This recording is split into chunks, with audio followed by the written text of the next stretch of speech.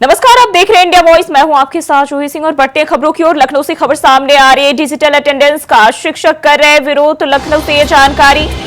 Digital attendance का शिक्षक विरोध कर रहे हैं। ऑनलाइन अटेंडेंस के खिलाफ एकजुट हुए सभी संगठन।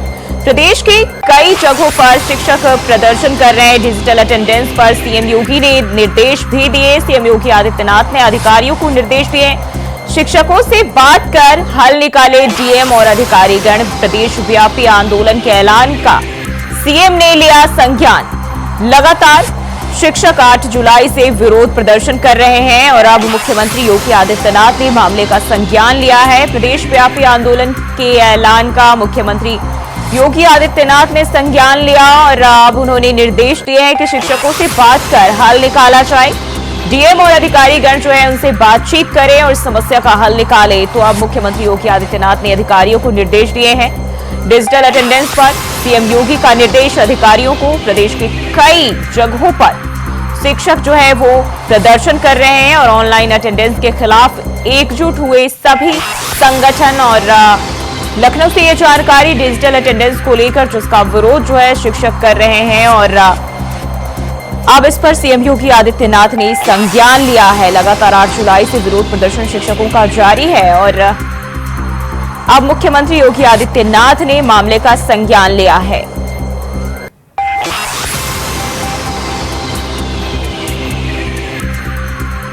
तो सीएम ने कहा है शिक्षकों से बात कर हल निकाला जाए और अधिकारियों को ये निर्देश मुख्यमंत्री की तरफ से। डिजिटल अटेंडेंस को लेकर जो है शिक्षक लगातार विरोध प्रदर्शन कर रहे हैं। प्रदेश के अलग अलग जगहों पर अलग अलग जिलों में लगातार जो है शिक्षक इसका विरोध कर रहे हैं। हालांकि कई जगहों पर सामूहिक इस्तीफा भी दिया गया है और अब सीएम योगी आदित्यनाथ ने इसका संज्ञान लिया और अधिकारियों को निर्देश दिए गए हैं शिक्षकों से बातचीत कर इसका हल निकाला जाए।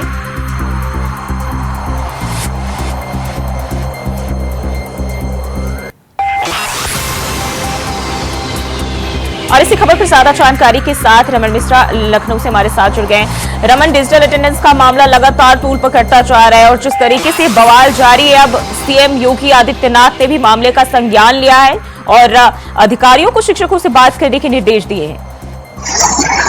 बिल्कुल जूही, जिस तरीके से शिक्षा निदेशक ने आदेश पारित किया था कि 8 जुलाई से सभी शिक्षक जो है डिजिटल अटेंडेंस लगाएंगे और 8 जुलाई से ही सभी शिक्षक इसके विरोध में मुखर हो गए थे। सभी ने काली पट्टी बांधकर इसका विरोध शुरू कर दिया था और उसके बाद से ही लगातार जितने भी शिक्षक संघ हैं या शिक्षक संघ से जुड़े नेता हैं सभी सड़क पर आ गए और सरकार के इस नीति का विरोध करते हुए अपनी कई मांगों को लेकर वो अड़े हुए हैं। ऐसे में मुख्यमंत्री योगी आदित्यनाथ ने इस पर बैठक करके अधिकारियों को निर्देश दिए थे पहले भी कि वह शिक्षकों से बैठक करें, उन्हें समझाएं, उनके अटेंडेंस लगवाएं। और एक बार फिर मुख्यमंत्री योगी आदित्यनाथ के अधिकारियों को निर्देश दिए हैं कि वो शिक्षकों के साथ तालमेल बैठाकर उन्हें समझाएं। हालांकि अभी एक मीडिया रिपोर्ट के हिसाब से खबर आई है कि शिक्षकों ने मुख्य सचिव मनोज सिंह के साथ में बैठक की है और वहां पर मनोज सिंह ने 6 महीने के लिए फैसला स्थगित करने का आदेश निर्देश दिया है। हालांकि अभी खबर की कोई पुष्टि नहीं की गई है, लेकिन ये खबर अभी सामने आई है। माना जा रहा है कि तमाम विरोध, क्योंकि जो विपक्षी दल हैं कांग्रेस, सपा और अब मायावती बहुजन समाज पार्टी के नेता जो हैं उन्होंने भी शिक्षकों के समर्थन में, वो भी शिक्षक के समर्थन में। मायावती ने साफ तौर पर कहा है कि ये जो फैसला है बिना शिक्षकों से बातचीत किए उनके ऊपर जबरन थोपा गया है। बिल्कुल, आज मायावती ने, इससे पहले अखिलेश यादव लगातार कई बार पोस्ट कर चुके थे शिक्षकों के समर्थन में। कांग्रेस का भी बयान आ चुका था लेकिन मायावती शांत थी। लेकिन मंगलवार को बसपा सुप्रीमो मायावती ने भी एक्स पर पोस्ट करते हुए लिखा कि सरकार का जो फैसला है, ये जो बुनियादी ढांचे हैं और सरकार से पूरा नहीं कर पा रही है, उसको मुद्दा ना बने, इसलिए ये अस्थायी जुगाड़ लगा रही है डिजिटल अटेंडेंस। बल्कि सरकार को चाहिए कि जो बुनियादी ढांचे हैं स्कूल से लेकर बच्चों को कैसे अच्छी शिक्षा दी जाए, इस पर फोकस करना चाहिए और ये जो फैसला है वो थोपा नहीं जाना चाहिए। कृष्णा, इसको लेकर ये भी जानकारी सामने आ रही कि जो शिक्षक संगठन है वो सभी एकजुट हो गए हैं। साथ ही ये भी जानकारी मिल रही है कि कई जगहों पर सामूहिक रूप से जो है शिक्षकों ने अपना इस्तीफा भी दिया है। हाँ, कई जगह पर जो है शिक्षकों का विरोध प्रदर्शन इस कदर उतर आया है कि कई लोगों ने सामूहिक इस्तीफा तक दिया है। हालांकि इस्तीफे पर शिक्षा विभाग ने कोई भी एक्शन या फिर कोई भी रिएक्शन जैसा कोई भी अभी आदेश या निर्देश नहीं दिया है। ये शिक्षकों के विरोध का एक तरीका बताया जा रहा है, जैसे काली पट्टी बांधकर लोगों ने विरोध किया था। शिक्षकों का साफ कहना है पहले दिन से कि उनका विरोध डिजिटल अटेंडेंस को लेकर नहीं है, लेकिन अगर सरकार डिजिटल अटेंडेंस करा रही है तो उसके साथ में जो उनकी और मांगे हैं, चाहे 30 उनकी छुट्टियों की मांगे हो, चाहे उनसे जो एक्स्ट्रा काम कराए जा रहे हैं, चुनाव संबंधी काम, मरम्मत संबंधी काम और जो बाकी काम कराए जाते हैं वो काम उनसे ना कराए जाए। अगर इन सब मांगों को लेकर सरकार मानती है तो वह डिजिटल अटेंडेंस के समर्थन में रहेंगे। जी बिल्कुल कृष्णा, बने रहे हमारे साथ। एक और जानकारी सामने आ रही इसी से जुड़ी हुई। लखनऊ से बीएसपी सुप्रीमो मायावती ने किया ट्वीट। डिजिटल अटेंडेंस पर मायावती ने किया ट्वीट। टीचरों की ऑनलाइन हाजिरी के मुद्दे पर यूपी सरकार को घेरा। डिजिटल अटेंडेंस टीचरों पर थोपी गई है। तो लखनऊ से बीएसपी सुप्रीमो मायावती ने ट्वीट किया है और टीचरों की ऑनलाइन हाजिरी के मुद्दे पर यूपी सरकार को घेरा। उन्होंने कहा कि डिजिटल अटेंडेंस टीचरों के ऊपर थोपी गई है। टीचरों की ऑनलाइन हाजिरी के मुद्दे पर यूपी सरकार को घेरा है बीएसपी सुप्रीमो मायावती ने। तो यह जानकारी लखनऊ से डिजिटल अटेंडेंस टीचरों के ऊपर थोपा गया है और ट्वीट कर उन्होंने सरकार पर निशाना साधा है। तो यह जानकारी सामने आ रही है और मायावती ने ऑनलाइन अटेंडेंस को लेकर ट्वीट किया। साथ ही उन्होंने कहा कि जो सरकारी स्कूल है वहां बुनियादी सुविधाओं का अभाव होता है। ऐसे में जो शिक्षक है उनसे बातचीत नहीं की गई और उनके ऊपर ये थोप दी गई है। तो ये जानकारी लखनऊ से और डिजिटल अटेंडेंस पर मायावती ने ट्वीट किया है। ट्वीट आप देख सकते हैं और टीचरों की ऑनलाइन हाजिरी के मुद्दे पर यूपी सरकार को उन्होंने घेरा है।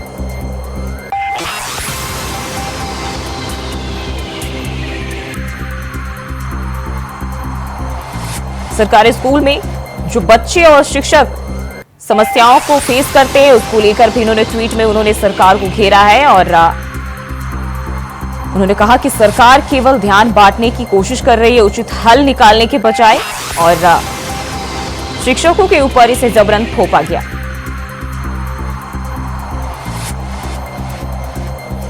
बीएसपी सुप्रीमो मायावती ने ट्वीट किया है। डिजिटल अटेंडेंस पर मायावती ने ट्वीट कर सरकार को घेरा है और कहा कि उत्तर प्रदेश के सरकारी स्कूलों में जो बुनियादी जरूरतें हैं वो पूरी नहीं की गई है। बजाय सरकार को इस पर बातचीत करने के वो टीचरों के ऊपर जो है इस तरह के नियम जो है वो थोप दी रही है और सरकार जो है केवल ध्यान भटकाने के लिए ऐसा कर रही है।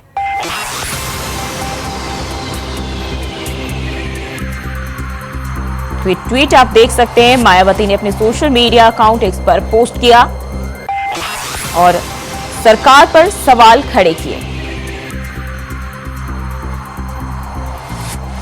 और एक बार फिर से रमन का रुख कर लेते हैं। रमन, अब जिस तरीके से हम देखें मायावती ने भी जो है अब सरकार को घेरा है। उन्होंने कहा कि जो स्कूल है, सरकारी विद्यालय, वहां जो बुनियादी सेवाएं हैं वो उपलब्ध नहीं कराई जाती है और इस सब चीजों को, इन मुद्दों को ध्यान देने के बजाय जो है शिक्षकों के ऊपर ये थोपा गया है।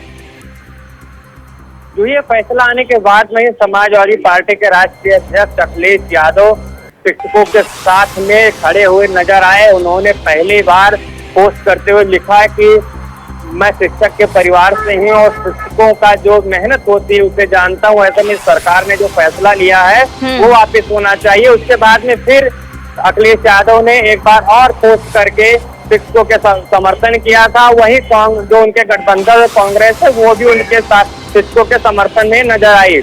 लेकिन मायावती अभी तक चुप थी। लेकिन आज मंगलवार को बसपा सुप्रीमो मायावती ने भी एक्स पर पोस्ट करते हुए साफ कर दिया कि वह सरकार की डिजिटल अटेंडेंस नीति से संतुष्ट नहीं है।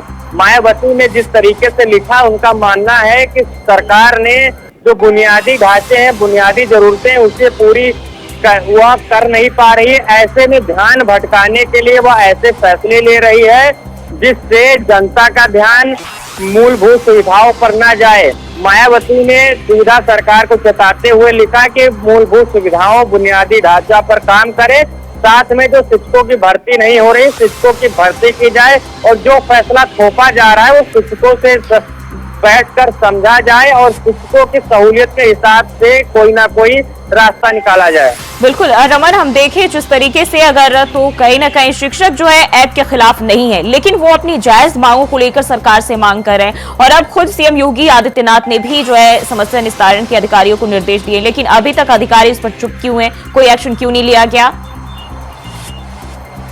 जी, शिक्षक भले बड़े पैमाने पर जो उत्तर प्रदेश में लगभग 6.25 लाख शिक्षक हैं, बड़ी तादाद में शिक्षक का लगभग हर ग्राम सभा में कई ऐसे परिवार हैं जिनके परिवार से शिक्षक हैं।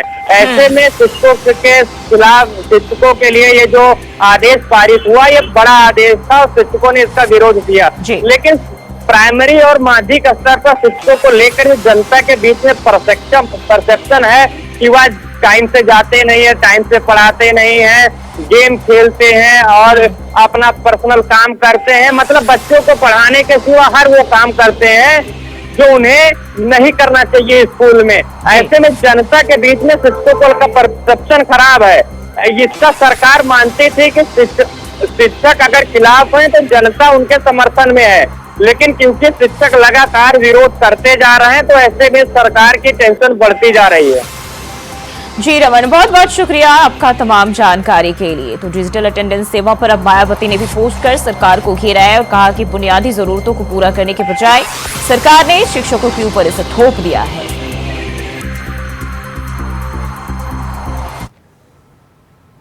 और वहीं जम्मू कश्मीर के डोडा में आतंकियों का हमला, आतंकी हमले में ऑफिसर समेत 4 जवान शहीद। मौके पर चल रहे ऑपरेशन को लेकर सेना से बात। सर्च ऑपरेशन के दौरान आतंकियों ने की थी फायरिंग। तो ये जानकारी, जम्मू कश्मीर के डोडा में आतंकियों का हमला और सर्च ऑपरेशन के दौरान आतंकियों ने की थी फायरिंग। जम्मू डोडा हाईवे पर सुरक्षा जो है वो बढ़ाई गई है। रक्षा मंत्री राजनाथ सिंह ने सेना अफसरों से बात की है। तो ये जानकारी सामने आ रही जम्मू कश्मीर से और मौके पर चल रहे ऑपरेशन को लेकर सेना से बातचीत की गई है। तो ये जानकारी सामने आ रही है जम्मू कश्मीर से।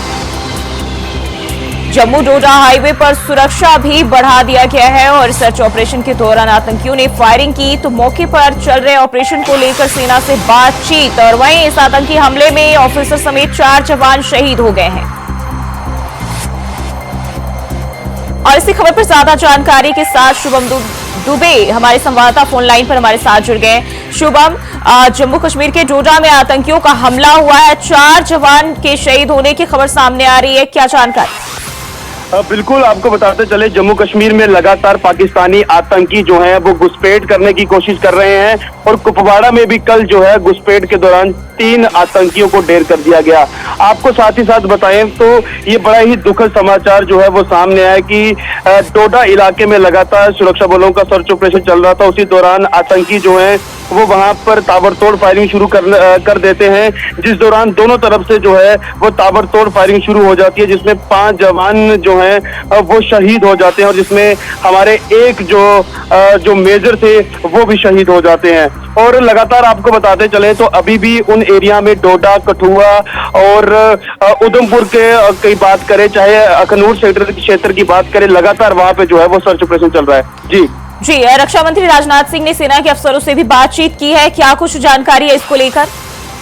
बिल्कुल, आपको बताते चले तो लगातार सुरक्षा एजेंसी जो है वो लगातार काम कर रही हैं, क्योंकि आप जानते हैं कि विधानसभा के चुनावों को लेकर काफी ज्यादा वक्त हो चुका है और जम्मू कश्मीर में विधानसभा के चुनाव नहीं हुए हैं और सुप्रीम कोर्ट ने कहा था कि 30 सितंबर से पहले यहाँ पर जो है वो विधानसभा के चुनावों की प्रतिक्रिया खत्म की जाए। पर ऐसा लग रहा है कि आतंकी संगठन जो है वो जम्मू कश्मीर की सरकार बनने नहीं देना चाहते हैं, क्योंकि लगातार पहले कश्मीर में ये चीजें देखने को मिलती थी, अब जम्मू में लगातार जो है वो टारगेट कर जो है वो जवानों के जो है वो फायरिंग की जा रही है। जिस तरीके से आतंकी संगठन जो है सरकार बनने नहीं देने की फिराक में, तो वही सरकार को अगर हम देखें तो कहीं ना कहीं इस पर ठोस कार्रवाई करने की जरूरत है, क्योंकि एक के बाद एक जवान जो है वो शहीद होते जा रहे हैं।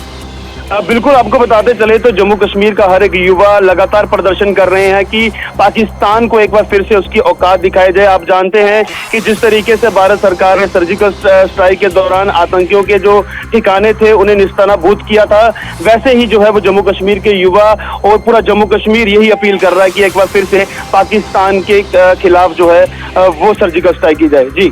जी, सर्च ऑपरेशन की बात कर ले, क्या ये सर्च ऑपरेशन अभी भी जारी है? और अभी जिस तरीके से रक्षा मंत्री ने खुद बातचीत की है, इस दौरान क्या जो है सुरक्षा व्यवस्था को लेकर क्या निर्देश दिए गए, किस तरीके से बातचीत हुई है? देखिए, आपको बताते चले तो जम्मू कश्मीर के चप्पे चप्पे पर जगह जगह पर जो है वो नाकाबंदी कर दी गई है और हर जगह पर सर्च ऑपरेशन चलाया जा रहा है। पहले अगर बात करें कठुआ इलाके की तो वहां पर भी जो है वो सर्च ऑपरेशन चलाया जा रहा है। उसके बाद डोडा इलाके में जिस तरीके से 5 जवान शहीद हुए हैं, क्योंकि उस जगह पे जहां पे जवान शहीद हुए उस जगह पर भी सर्च ऑपरेशन के दौरान ही आतंकियों ने जो है वो हमला किया। और आप जानते हैं कि डोडा वो इलाका है, यहाँ पर कुछ समय पहले भी जो है वो जवानों पर फायरिंग की गई थी और उसके बाद जंगलों का सहारा लेकर ये आतंकवादी जो थे फरार हो गए थे। और उसी दौरान सर्च ऑपरेशन के दौरान ही जो है वो इन आतंकवादियों ने सर्च ऑपरेशन के दौरान जो है वो ताबड़तोड़ फायरिंग शुरू की, जिसमें हमारे 5 जवान शहीद हो गए। जी शुभम, अगर हम ताजा हालात की बात कर ले डोडा इलाके में पूरे या फिर उसके अगल बगल भी, तो क्या माहौल देखा जा रहा है? क्योंकि 4 जवान शहीद हुए हैं और ऐसे में जो ऑपरेशन भी लगातार जारी है। देखिए, बिल्कुल सही कहा आपने। जम्मू कश्मीर के कई जगहों पर लगातार सर्च ऑपरेशन चल रहा है और उसके साथ साथ ही जम्मू कश्मीर का जो युवा है उसके साथ लोग भी मिलकर और जो विभिन्न पार्टियां हैं वो भी लगातार जो है वो प्रदर्शन कर रही है कि पाकिस्तान के खिलाफ कड़ी से कड़ी कार्रवाई की जाए। क्योंकि आप जानते हैं कि पाकिस्तान हर वक्त जो है ये नापाक हरकत करता है और हमेशा पीठ के पीछे वार करता है। और आप जानते हैं कि स्वतंत्रता दिवस भी पास आ रहा है और इसी बीच ये लगातार आतंकी हमले जो है वो हो रहे हैं, पर हमारी सिक्योरिटी फोर्सेस जो है वो लगातार मुंह तोड़ जवाब दे रही है। जी शुभम, बहुत बहुत शुक्रिया जानकारी साझा करने के लिए। तो ये थे शुभम बोगल हमारे संवाददाता जिन्होंने जानकारी साझा की। और बढ़ते आगे, समाजवादी पार्टी अध्यक्ष अखिलेश यादव के निर्देश पर समाजवादी पार्टी के कार्यकर्ता सक्रिय हो गए हैं। सपा नेताओं ने शाहजहांपुर समेत कई जिलों में बाढ़ पीड़ितों को राहत सामग्री बांटी, पीड़ितों को राशन, दवा, पानी उपलब्ध करवाया, साथ ही हर संभव मदद का आश्वासन भी दिया। अखिलेश यादव के निर्देश पर सपा कार्यकर्ता अब एक्टिव हो गए हैं। तो पीड़ितों को सपा कार्यकर्ताओं ने राहत सामग्री बांटी है और ये बाढ़ से जो पीड़ित है उनके लिए राहत बचाव कार्य। अखिलेश यादव के निर्देश पर सपा कार्यकर्ता एक्टिव है और बाढ़ पीड़ितों को राहत के लिए जो सामग्री है वो उपलब्ध करा रहे हैं। और उत्तर प्रदेश में पट्टों के आवंटन में अनियमितता सामने आने पर शासन ने कार्रवाई करते हुए आईएएस देवी शरण उपाध्याय को सस्पेंड कर दिया। बता दें कि आईएएस देवी शरण उपाध्याय सदस्य न्यायिक राजस्व परिषद के पद पर प्रयागराज में तैनात थे। अलीगढ़ में 35 भूखंडों के पट्टों को बहाल किया गया था, जिसको लेकर उन पर पट्टों को मनमाने तरीके से बहाल करने के आरोप लगे थे, जिस पर कार्रवाई करते हुए प्रयागराज के पद से हटाते हुए प्रतीक्षा रद्द कर दिया गया था।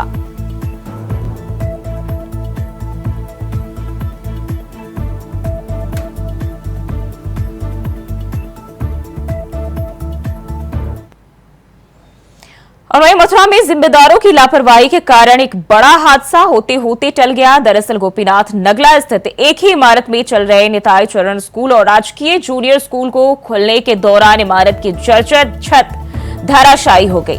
बता दें, पहले भी जर्जर स्कूल की छत गिर गई थी और जिले में ऐसे कई स्कूल भवन है जो जर्जर हो रखे हैं, लेकिन जिम्मेदारों की तरफ से उस पर कोई ध्यान नहीं दिया जा रहा है।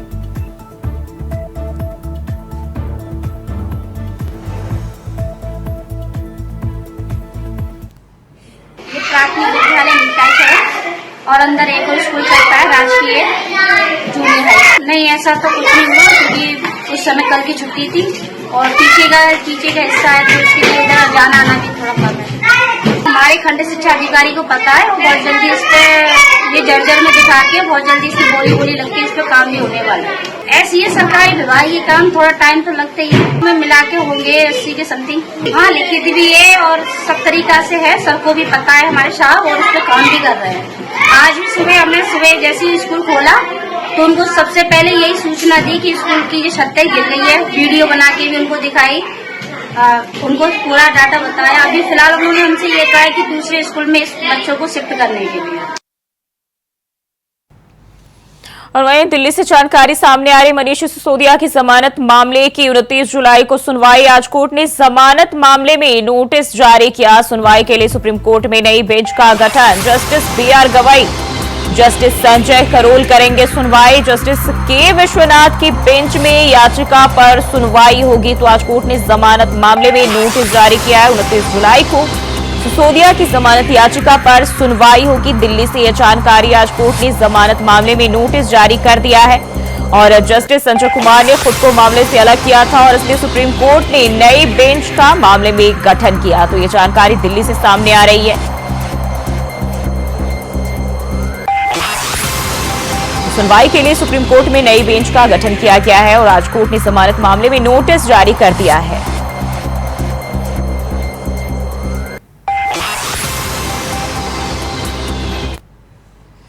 और वहीं रायबरेली से खबर सामने आ रही है। गुंडा टैक्स वसूली का चल रहा खुला खेल। लोडर चालक और क्लीनर को दबंगों ने जमकर पीटा। पुलिस को सूचना दे रहे ड्राइवर का फोन भी तोड़ा। वाहनों से कर रहे थे अवैध वसूली। चालक और क्लीनर ने रुपए देने से किया इनकार। तो रायबरेली से जानकारी, गुंडा टैक्स वसूली का खुला खेल जो है जिले में जारी है और लोडर चालक और क्लीनर को यहां दबंगों ने पीटा है। तो ये जानकारी रायबरेली से, पुलिस को सूचना दे रहे ड्राइवर का फोन भी तोड़ा गया है। और वाहनों से अवैध वसूली का यह मामला, जहां चालक और क्लीनर ने रुपए देने से इनकार कर दिया, जिसके बाद उनकी पिटाई की गई। फिलहाल पुलिस को पीड़ित ने सूचना दे दी है, लिखित सूचना दी है। तो ये जानकारी रायबरेली से, चालक और क्लीनर की पिटाई का यह मामला है अवैध वसूली को लेकर।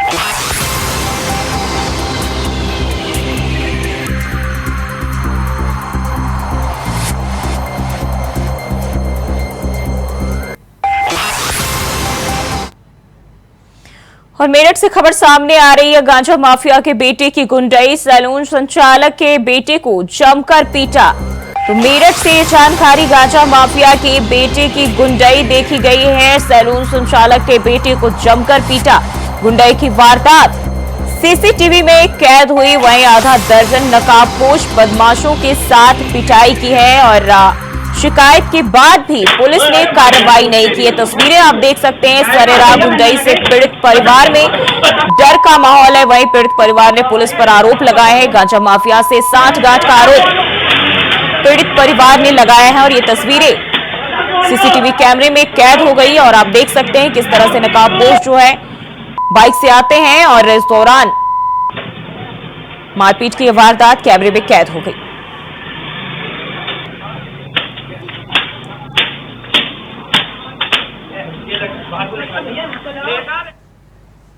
और फिलहाल के लिए बुलेटिन में बस इतना ही। खबरों के लिए बने रहिए इंडिया वॉइस के साथ।